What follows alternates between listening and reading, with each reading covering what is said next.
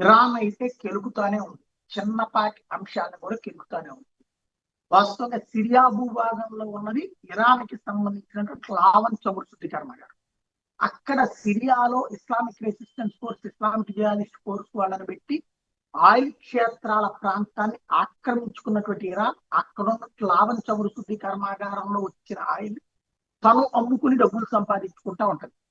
ఇప్పుడు అనేక ల్యాండింగ్ డాక్లు ఉన్నటువంటి దీన్ని దుబాయ్ లక్ష్యంగా చేసుకుందని ఆరోపిస్తూ దుబాయ్ మీదకి భారీ స్థాయిలో క్షిపణులు, డ్రోన్ల దాడి చేసింది ఇరాన్. మళ్ళీ లావల్ అనేది 78 చదరపు కిలోమీటర్ల విస్తీర్ణం కలిగిన ఒక చిన్న ద్వీపం.